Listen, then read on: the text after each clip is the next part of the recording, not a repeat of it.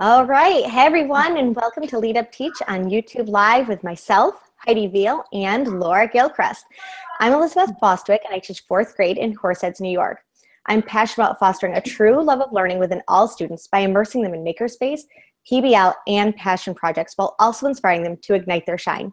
Tonight, we're excited to welcome Ross Cooper and Erin Murphy, who co-authored Hacking Project-Based Learning. Ross is the supervisor of instructional practice K-12, an Apple Distinguished Educator, and a Google Certified Innovator. Erin serves as an assistant principal and is a certified literacy specialist. She also coordinates the middle-level ELA department. Before we kick it off, Heidi, please take a minute and introduce yourself. Thanks, Liz. Hi, everyone. My name is Heidi Veal, and I'm an early childhood program administrator in a school district here in North Texas. And I, along with Liz and Laura, co-founded LeadUpTeach. I also co-founded ECE Chat every Tuesday nights on Twitter. And also, I'm just so passionate about leadership, innovative learning, early childhood education, coding in pre-K, all of these things. And PBL just is a perfect fit in the early years as well. Laura, before we do the interview, go ahead and introduce yourself. Well, hello, everybody. My name is Laura Gilchrist. I'm an instructional coach, high school, and longtime teacher in Kansas City. I'm passionate about designing learning experiences, schools, and cities around kids so that they walk confidently into their futures. Ross and Erin, we are super excited to have you on tonight. By the way, Ross's Twitter handle is @RossCoops31. And Erin's also has a number in it. It's at Murphy's Musings 5. Ross and Erin, we are ready to be inspired by you. Please introduce yourselves. Hi.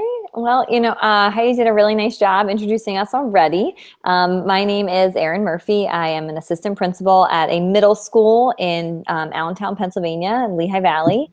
I am a literacy specialist, so I do oversee the middle level ELA department. My classroom experience was in kindergarten, 2nd, 3rd, and 5th grade, so I sort of ran that gamut. And I did a brief stint as a technology coach. So right now, as was said before, I'm a K-12 curriculum supervisor in Allentown, Pennsylvania, about an hour and a half from New York City, about an hour from Philadelphia, so not completely the middle of nowhere. It's pretty good. This is my 3rd year in my district, Salisbury Township School District.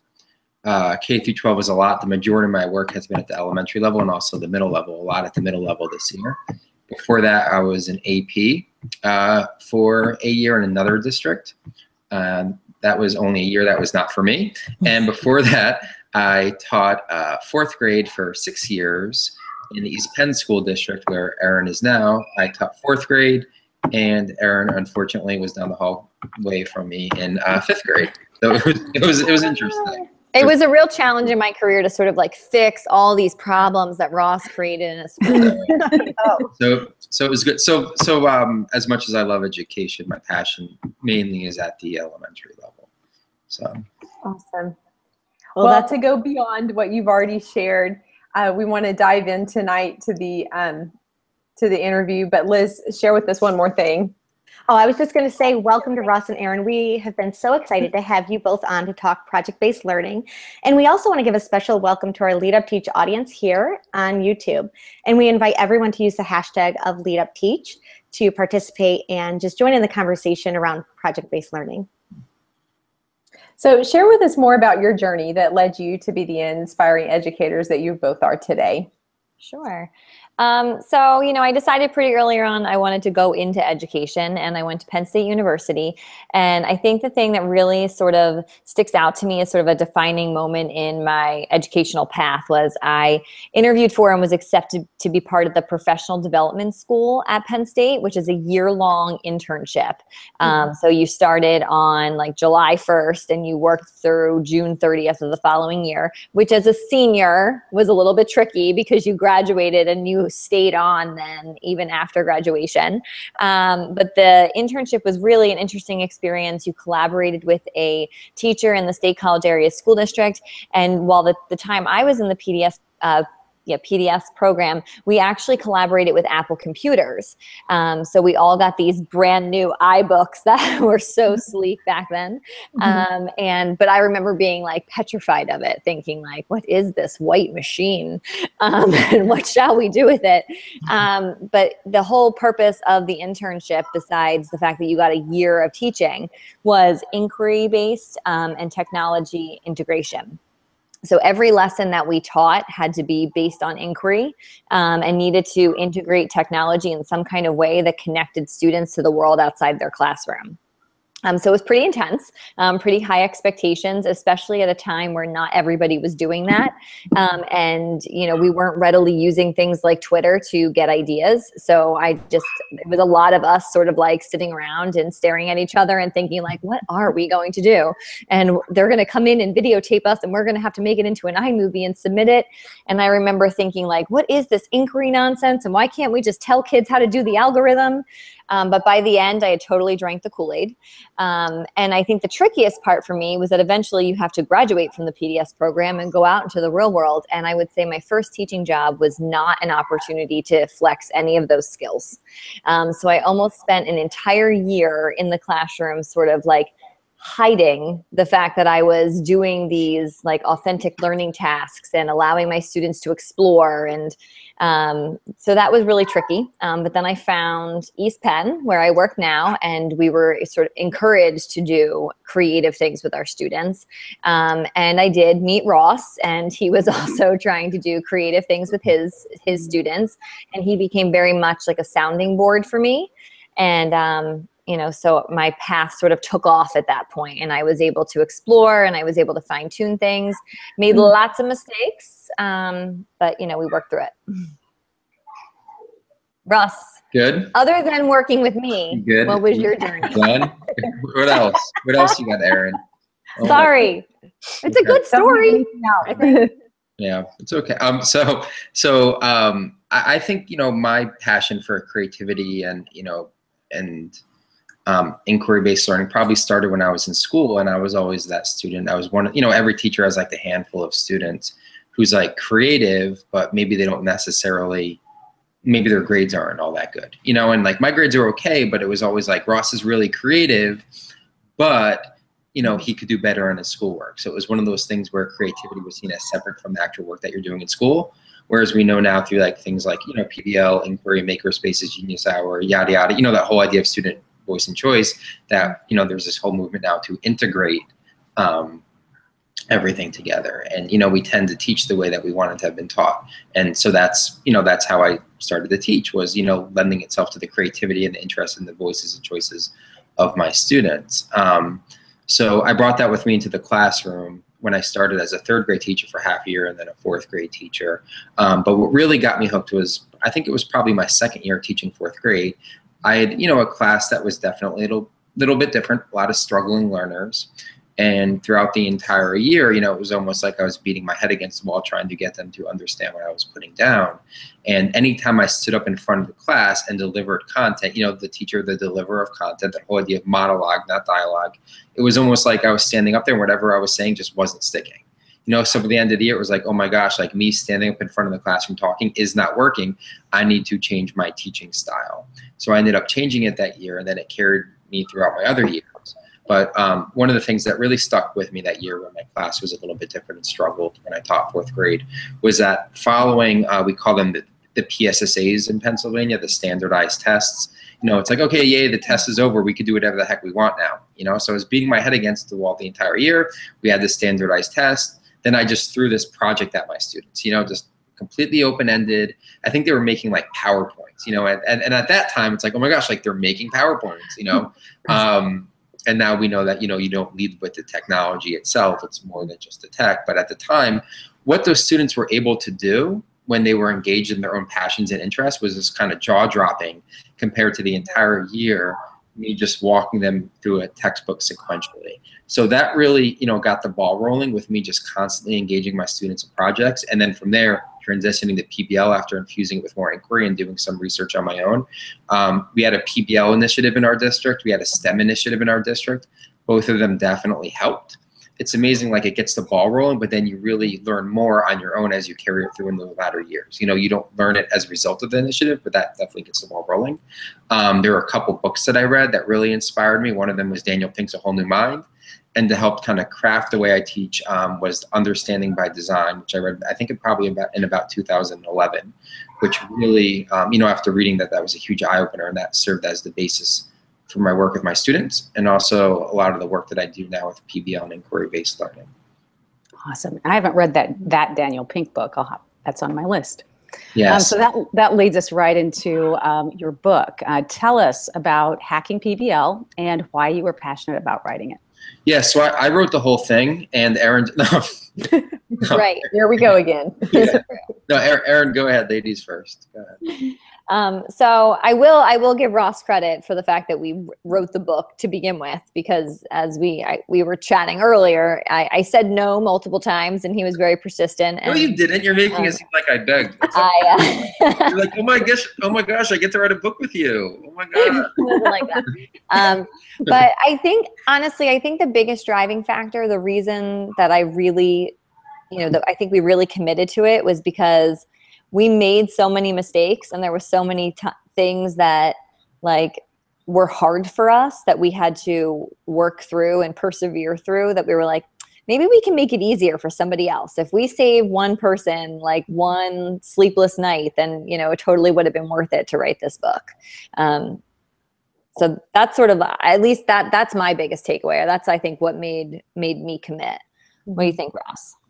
Yeah, I think it was just this idea that the idea of making a difference, and I think, you could, sit there and you could look at, right now there are a decent amount of, I guess you could say, connected educators writing books, and you could sit there and in my mind, I kind of thought to myself, I know I could do one, at least one. I'm hoping to do more, but I think at the time I was like, I'm selling myself short if I don't write at least one book, not reaching my potential. And PBL, as an administrator, when you promote a whole lot of initiatives, for lack of a better word, there's initiative fatigue. So I always think that it's important to focus on areas that really are hard hitting. We've all had those professional development sessions on differentiated instruction, informative assessment, and all these things that are really done at a micro level. And not that there's a time and place for that, but I think you really, when you focus on something like PBL or personalized learning, inquiry-based learning, it's a hard-hitting topic that encompasses so much, then everything you learn is done within that context. So when we do PBL, it can encompass maker spaces, flexible seating, feedback, student publishing, and all those great things, but it's done so within that context. So I think it gives you a lot of bang for your buck. So it's one of those things, it's not either you're implementing PBL or you're not implementing PBL. There's all those gray areas in between, and you can attack it however you want. I appreciate your book. As a coach, I'm always looking for, ways to help teachers with PBL, because they want to do it, but it's hard. Mm-hmm. And you never know if you're doing it right, or if you're rigorous enough, or you've got enough inquiry built in, and how long it will take. So I really appreciate this book, and I think PBL is, that's what it's all about. Student voice. Absolutely. And also, just leading us into the next question, it's about establishing that culture of inquiry and creativity. So in your book, you guys discuss the culture of inquiry and creativity as the first hack. And so how would you suggest that we develop a space that promotes risk-taking? Sure. And, the fact that that particular hack came first was deliberate, in that, there's that saying, culture eats strategy for lunch. And it's really true. We can plan a tremendous lesson, and it could look beautiful on paper, but if you haven't created a place where your kids feel really safe, then it's not going to go well. It's not going to go well because, as we said, PBL is hard, and they need to be ready to have a productive struggle. They need to be prepared for not having a set of a checklist directions to do. So they need to feel safe taking those risks, and that can look like a million different things. And and it's hard. You know, we say that it needs to come first, but really it's one of those things that also needs to be woven throughout your everything you do as a teacher. Some of the quick examples we can give is creating a failure board. So starting the failure board by, you know, putting up some famous failures. Thomas Edison, the light bulb is always a good one. And then model as you make a mistake, you know, model how you sort of thought through it, problem solve, and then you stick your mistake up on the failure board. And then as students are working throughout their project, when they make mistakes, they have to redesign something, they get involved in the iterative process, they can then add up a failure that they've experienced too. So that's almost like giving them the permission to fail. Ross, do you want to add anything? Yeah. So a spin-off of, I just did a blog post on the 6 drivers of inquiry-based learning, which really goes hand in hand with PBL. And I think, you know, PBL is basically an inquiry-based unit. That's really what it is. It's really just unit design in an inquiry-based way. And one of the things that I mentioned in the blog post, I guess that's kind of a cheap plug, but that's okay, is it's like letting students know that it's supposed to happen. You know, so, you know, a lot of times if you have these traditional teachers, you know, and then all of a sudden they have a teacher who, you know, who immerses students in a whole lot of PBL, they don't know that the productive struggle is supposed to take place. So they interpret it as just like struggle. Oh my gosh, I'm not doing what I'm supposed to be doing. So really just communicating with students and possibly parents too. So the kids, you know, when the kids go home crying or something like that, like, you know, like you're keeping them in the loop. Like basically just this whole idea that yes, like this is part of the learning process. I want you to struggle. And the students are engaged, and maybe you're doing something at the beginning of the year, like I used to do the marshmallow challenge with my students, which is when you have like the spaghetti, the marshmallow, the string, and you try to, you know, hoist the marshmallow up as high as you can. I think it's like after you have like 18 minutes to build a structure. I used to participate with my students. So it's kind of modeling, like, you know, Jimmy Casas, who I love, says like, what you get is what you model. I think that's what he says. Did I get that right? So whatever. So what you model is what you get. It's one or the other. It's one or the other. So great. I just butchered that. But like you have to model it for your students. You have to like, you know, to sit at your desk, you know, and just say, oh, I want you to struggle. Oh, look at you struggling. That's awesome. That's what I want you to do. Hooray. When you're doing it along with them and like you're really modeling that iterative process and showing that you're not above it. It's not just what students do, but this is actually what happens in the real world. We're not here to play the game of school. This is like, you know, authentic. I think that's tremendously powerful. And Ross, you touched on something else that's really, really important. I think it's something that you and I both admit that we didn't do very well at the beginning, and that is parents. So you need to prepare your family, your entire classroom community to be risk takers. And you know, this was totally solidified for me. I have a teacher in my school who's really trying something new, was doing this problem-solving inquiry-based experience. And after class one day, one of his students came to see me and she said, Mrs. Murphy, my IEP is not being followed. And then like gave me that, she was like, I'm supposed to have direction. Like I need this, I need this, I need this. And I was like, oh, and so, you know, I followed up with her and then I realized what was happening, that it was like, she was supposed to be productively struggling. But you know, she was not prepared for it and the parents were not prepared for it. So, you know, we kind of had to work backwards, where, you know, if we're proactive and we communicate those things to the students ahead of time and let them know that, you know, this is gonna be a little bit hard first. And when you get to this frustration point, then that's when I'm gonna step in. I'm gonna give you your hint or whatever, and let the kids know and the parents know. I think that makes it, and not just for students who may have IEPs. I was just using that as an example. Obviously, all of your students and all of your families wanna know those things. Yeah, and likewise, as a teacher, so we've been using PBL in our school. We started a couple of years ago, but even just starting out for teachers, it can feel uncomfortable at first because it feels different than what we're oftentimes used to. So I think, you know, parents, students, and the teachers too, just understanding that it feels different than what we're accustomed to. Mm-hmm. That board that you talked about, the failure board, I love that because it's modeling awareness and getting kids to realize it. And when you pull it out of their brains and put it on the board and the teacher does it as well, I mean, that helps so much. It makes it okay. It recognizes it. Mm-hmm. So you talked about, I love the way that you shared about preparing families in the classroom community. for the inquiry-based and the learning that will happen. In what ways can teachers best plan the PBL and create a vision for the project? Like, so you're sitting down, you have a blank slate, and you want to lay out a project. Like what do you? Mm-hmm. Yeah. So one of the things that I did as a teacher that I thought was beneficial for me was, anytime I planned the project, I would have like a checklist. Like, so the things I always need to take into consideration when I plan a project, and that ended up in one way, shape or form, ended up making its way into the book. And then we actually just created a template that that we're promoting, that we're using, for PBL, because a lot of people want a planning template to go along with the book. Planning guide. What was that? Like a planning guide. Yeah, like the planning. Yeah. But some of those components would be, obviously you have your title, you have your short description, you have your essential question, you have your learning targets. I used to, when they say start with the end in mind, a lot of times people think that's a test. We're working backwards from the test. And when you do that, and a lot of times when you create your test ahead of time, you subconsciously plan with your test in mind, and then you're teaching to the test, right?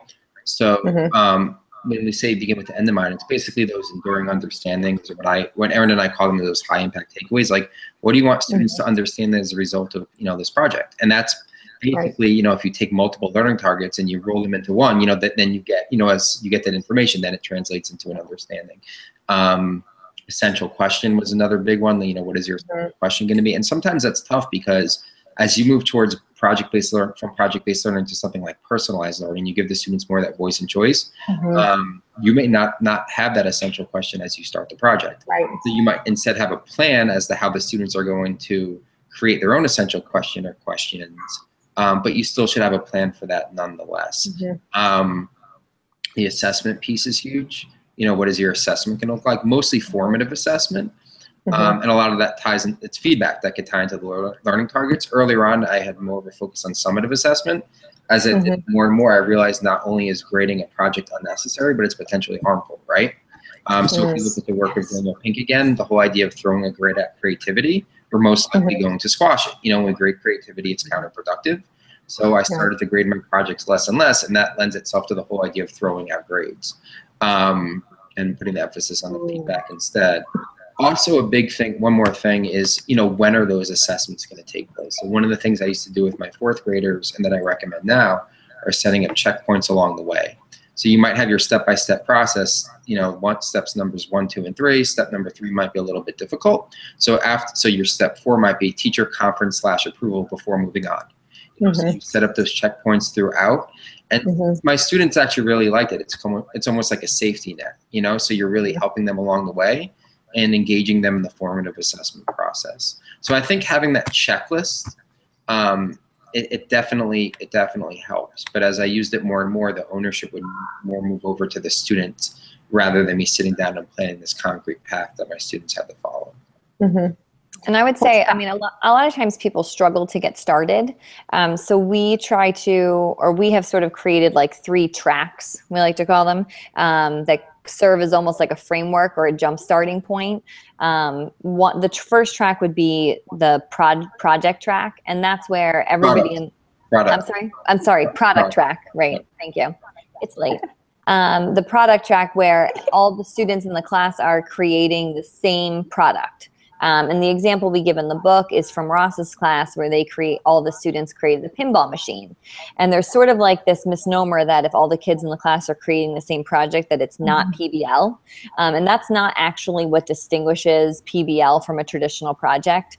The big piece that distinguishes it is that the students are learning while they're creating the project. And so all the students in Ross's class were learning while they were creating the pinball machine. They didn't get all their lessons up front, and then when they were finished, create the pinball machine. They learned about electricity and magnetism while they were creating that project. The other track is the problem track, and this is where the students in your class sort of explore a problem that they're trying to solve. And that can actually look two different ways. Everybody can be trying to solve the same problem, or students can identify their own problem that they're trying to solve. And then there's like the open-ended track, and that's really like Genius Hour or 20% time, where kids are just exploring something that is of their own interest. And that's what the open-ended track would look like. And those three tracks sort of present like as a continuum. So like from the most restrictive to the least restrictive. So that's another good way to, or another way to think about it as you sort of get started. I like that. Would you tell us a little bit more about assessments, how you assess within PBL and how you guide students along the process? Sure. So Ross touched on this a little bit already as he was talking about all those formative assessments that you would build in. It's definitely our preference, or it was our preference by the time we sort of got to the end of our in-class teaching, that we weren't assessing projects. We weren't grading projects. I'm sorry, thank you. We were not grading projects. Of course, we were assessing. And the way we would assess in the end was really using something called a progress assessment tool, which essentially is a list of learning objectives, which were derived from academic standards, written in student-friendly language. And then the students and we would then sort of create what the look-fors are in the project that would be aligned to those learning objectives. And then this is sort of how we like leveled up our conferencing. So when you think about when kids are doing a project and you as the teacher are trying to facilitate that experience, you feel like you're playing a lot of whack-a-mole. You're running around, you're trying to make sure everybody's getting things done, and you end up being a taskmaster and you're not focused on learning. So having this progress assessment tool that has the learning objectives on it and then sort of look-fors that are aligned to those learning targets allows you to, when you're conferencing with a student about their project, focus on the learning and not on the task. So it's not like, ooh, I noticed that you don't have all those pictures on there yet. Like, you need to add some pictures. Instead, you're talking about like, okay, so what is your understanding of, erosion, and why did you choose to place your structure here in this particular space? So it focuses you, and it also focuses your students. And as the students get older, it allows them to sort of take more and more ownership over those tasks and those understandings. Two things I'm going to add real quick. So the old school method of assessment was it's basically like, your summative assessments. You're just assessing learning at the end. It's graded, it's compliance. So that would be assessment. They call it like assessment of learning. Then you have assessment for learning, which is your formative assessment, which is fine.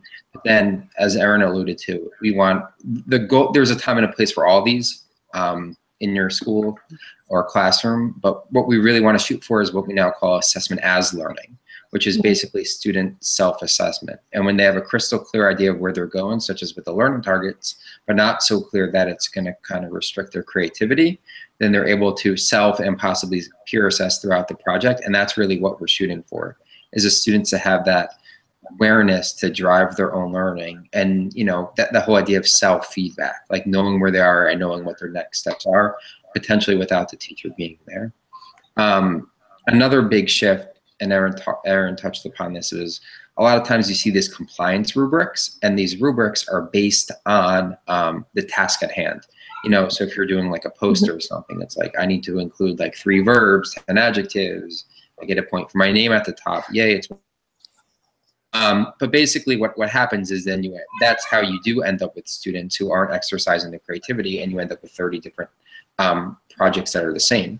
So it's a big shift for those rubrics, or for whatever your assessment tool you're using, to be based on standards or learning targets. But that really lends itself to students carving out multiple pathways to get to the same understanding. So it's basically saying, like, I want you to show me that you understand this. Now you create the learning experience. That really lends itself to inquiry and more of a personalized learning experience, rather than us creating that learning experience for the students by saying, okay, here's what you need to do. Here's the task. Now hit it. Instead, it's here's what you need to understand. Now you decide how you get there. And that's a big shift. but it's a necessary one. That is a big shift, but I love how just keeping the kids in the loop so that they know what their learning targets are as they go. That's so valuable. So one question that I have too is around how to overcome pushback that may accompany project-based learning. We all know that many schools have mandated programs or pacing guides. So what are some tips you could give to teachers who may be feeling the pushback in trying to launch PBL? Well, if it's related to, if you were in a place that has lots of scripted programs, my suggestion would be to brush up your resume. No. The one thing that I have found is that often if districts do have scripted programs, they're often in language arts and math, which then does leave some wiggle room in some other subjects. At least that's my thought at the elementary level. That has been our experience working with people in different states. So it does leave you some wiggle room in some other content areas. At the high school level, if you are in a course that is, driven curriculum-wise by a textbook or some kind of purchased program, it would be about advocating to your, curriculum director or curriculum supervisor and see if they're, when it's time to revise, if your curriculum can be focused more on understandings rather than, chapters in one particular book. And oftentimes there's this idea that we invested in the book or we invested in this program and now we can't back away from that. But there's ways to use those resources as resources and not your end-all be-all map. There are ways to use those materials, but then also allow for inquiry and creativity. So as far as that kind of pushback, that would be my advice. Advocate. Ross, you want to jump in and talk about some other pushback? Yeah. So I think, like I said, you don't necessarily have to jump from direct instruction to PBL, to all out PBL. I think there's definitely some middle ground, just like with anything we do. And I think sometimes when we get too extreme too fast, then we can scare away people, and I think sometimes it's nice, especially if you're dealing with a community that's really in tune to what's going on in the schools, to find that middle ground almost on purpose, to play that political game. I think that is necessary. And looking at the textbook, a lot of times teachers ask, okay, I have to teach chapter 15 in math. How do I make that more inquiry based? How do I make it look like PBL without really pissing off my administrators who don't believe in this? So a couple of things is, one is you could, Erin talked about beginning with the end in mind, rather than going lesson by lesson. You could look at the entire chapter in and of itself and ask yourself, as a result of going through this chapter, what are the big understandings that I want my students to walk away with, and then start with that in mind. And then this way you could, when you have those understandings and you have the textbook as a tool, and then you have other resources, then it lends itself to planning with those understandings in mind rather than with the lessons from the textbooks in mind. Because a lot of times if you're going through them lesson by lesson by lesson and trying to get through it before the end of the year, of course you're not going to have time for anything else. So you really have to rethink your textbook, and sometimes just starting with one chapter that lends itself to hands-on learning is a good way to go. The other thing you could do is, and I did this a lot, was I would so for instance, in my science textbook, I thought some of the activities were okay. But once again, if you're teaching lesson by lesson by lesson, it's fragmented, right? You're teaching all that information in isolation without that greater context. So when Erin talked about my pinball machines, we learned about electricity and magnetism and force and motion. I would take some of those mini lessons from the science textbook, make them a little bit more inquiry-based, kind of reformat them a little bit. But because they were done within the context of learning about pinball machines, they were that much more valuable to my students and much more relevant as well. And I think I did a blog post on that a while back, how to turn textbook. What was it, Erin? You read all my stuff. I forget what it was called, but it was how to take textbook activities and into PBL, something like that. I don't know. I should link to it or something. But basically, it's almost like the same thing, but it's that much more valuable because it's done in a certain context. One more thing to consider is just changing the order of what you're doing. This whole idea of I do, we do, you do. It should be more You do it, you struggle, I support you on the side, and then we come back for our direct instruction to hammer home the points that we need to learn. You know, I've sat in some science classrooms where it's like, as a result of this experiment, we are going to figure out X, Y, and Z. It's like, why don't you have students grapple with the content through productive struggle, scaffold them as necessary, you know, scaffold your support, and then come back and then discuss. And if students happen to have some misconceptions, then use that as teachable moments, but that in the end, filter in that direct instruction so, you know, they get the right information. So a lot of times it's just changing the order of what we're doing. These are all like things that you could take that are kind of maybe not all out PBL, but lends itself to inquiry. And in the process, hopefully you won't piss off any of your administrators who are stuck in the past and probably need to retire. I wonder how many kids in school are still learning the I do, we do, you do, that one lesson plan format versus the, you know, PBL and, you know, 5E, the inquiry based. Yeah, so I think probably it's like errorless learning, right? It's like, so in math, you see that more in math than anything else, and they call it like parrot math. You know, it's the whole idea of like parrot math. It's like, you know, I do, we do, you do, and that's like one of the reasons why, like, if you looked at like the flipped classroom and things like that, it's like you're just kind of like, okay, here's the information, now memorize it, you know, and now we're going to apply it without developing that understanding of what it is. I think a lot of that takes place. And it's kind of creating this illusion a lot of the times that students know the material because maybe they're then able to regurgitate it on a test or an assessment and get an A. But if you ask them, okay, can you explain this? They're unable to do so. And then that came out a lot, you know, when Common Core Math came out. Apparently it was like a new way of teaching math, right? It wasn't really a new way, it was more of a research-based way, but, you know, it was kind of framed as a new way. And I remember when we were crafting assessments when I was a 4th grade teacher with Common Core Math, people would just throw the word, they throw in explain after it. So it was like a basic problem. It's like, oh, it says explain, it must be Common Core. It's like, great, like, that's awesome, yay. But it's like, you know, so that's why, like, you know, there's a reason for that. You know, you want to explain to demonstrate a conceptual understanding. Why are you doing what you're doing? Which is why, as a side note, I think something like blogging is amazing, but especially in math class, for students to show those deeper understandings. But I think a lot of the I do, we do, you do does continue to take place, and we need to take a sledgehammer to that. Well, and I think that this is actually, it's interesting that you bring that up, the I do, we do, you do, because that's sort of an example of like how our pendulum in education swings so quickly. And it's sort of like, that's a really great model when it's time to do direct instruction. So, you know, when you are doing project-based learning and you are going to do a 15-minute mini lesson, the I do, we do, you do works pretty well. Like, let me, you know, and this is a new concept. I'm going to show you this quickly, or this is new information that you're going to need to take the next step in your project. So there's that time and place for it. It becomes a problem then when we use it for our entire instructional design, right? And that's sort of one of those tricks. So like, is it bad? No, it's not bad. It's one of those good practices that we've been performing malpractice with.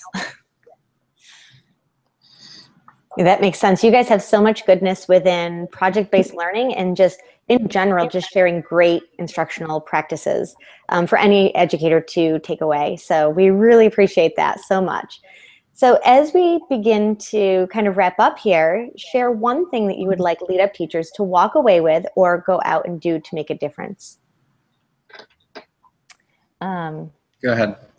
Ladies first. Thanks. One thing to make a difference, I guess, start or try something new, or don't let the fear, you know, model being a risk taker. I guess that's the biggest thing. You know, try something new and be okay with it if you fail, as long as you're failing forward. I think that's the most important thing. So I'm going to say, you know, give your students a voice. You know, I think a lot of times as administrators, we walk around thinking, oh, like, you know, what we're doing is right. The teachers love us. The students love us. But, you know, I think it's hard to swallow our pride and ask, what we're doing, is it working? And I think, you know, we should be modeling that as administrators. And then teachers should be, you know, modeling that for their students. So, you know, genuinely ask yourself and ask your students, what we're doing, is it working? And I think in a lot of classrooms, this is a generalization. It's like you're moving, you know, thousands of miles an hour outside the classroom and you get inside the classroom and you're moving at a snail's pace. And a lot of the time students, you know, are pursuing their interests and passions, not because of school, but in spite of school. And I think we need, you know, we need to give our students a voice, and we really need to have those conversations and, you know, ask like what we're doing, is it really working? And that could be tough because a lot of students just have, you know, unless they've really had a progressive teacher, they have one idea of school. You know, like this is what school has always been. Of course it's working, like this is what we've done for the past 10 years. But like, you know, show them videos of other schools, you know, like go on site visits, you know, like open their eyes to what else is out there and work with your students to reimagine what your school or classroom could look like, and then say, okay, what we're doing, is it really working? Or are we just kind of like trying to convince ourselves that we're meeting the needs of our students when really most of their learning really takes place outside of our classroom walls? Well, thank you for those challenges so much. As we wrap up, share what's coming up in the near future for you both. Well, next week, in our super near future, we are traveling to Boston, and we are going to participate in the Learning in the Brain Conference, which we're very, very excited about. Awesome. We also have a big presentation coming up in Los Angeles, if Ross can actually get me on the plane. So that's another fun thing that we're looking forward to. And the way to Boston, we're stopping at 50 in New Haven. And I said to the people that hired us in LA that we're fine as long as we find out harder before we return. So that's good. We base where we go, like on the food. And I know you're a foodie, Ross. Just a little bit. Yeah. In the bigger picture, Ross has been begging me to write another book. Any sneak preview of what it might be about? Probably project-based learning. Yeah, not sure yet. You know, we'll see. But you know, just honestly, like you know, doing presentations. You know, it's been a crazy year with presentations, notes, and stuff. And it's been good. It's like you know, just inspiring people. It's still kind of cool. Like whenever you get like random things like that, inspired by what you're doing. Even this, like the opportunities are awesome, just to really impact students and teachers from outside of that. But just continuing to push out a lot of content, even that goes along with the book. You know, so I think like you linked below the YouTube page, like to my website, rosscrips31.com/hackingpbl. We created another cheap plug. We created a whole bunch of free stuff, not selling anything, free stuff that goes along with the book. And you don't even need the book to have it. So like, you know, it's stuff that you could use even if you don't have the book in and of itself. Just, you know, creating content, you know, that, you know, people could use and that we could use to drive student learning. And in creating all of this, it's kind of helped us to think through PBL as well. So we've learned a lot just by going through this process. So, but yeah, that's some of the stuff that's coming up. Well, Erin and Ross, thank you for joining LeadUpTeach tonight. I know our audience enjoyed hearing about your personal journey, and I know I've enjoyed it as well. And a huge thank you to our amazing audience who tuned in tonight to LeadUpTeach. Yes, guys, thank you so much for joining us. It truly is a treat to be able to learn from both of you. You have so much to offer, and I hope that we can continue these conversations. And if you two do publish another book, I can't wait to read that one as well. So we will be sharing out the link to tonight's LeadUpTeach episode on Twitter using the hashtag of LeadUpTeach. So anybody can go back and view it at any time. And between now and our next episode, we encourage everybody to connect with one another and tweet using the hashtag LeadUpTeach on Twitter. We are signing off, and a good night to all. Thank you again, Ross and Erin.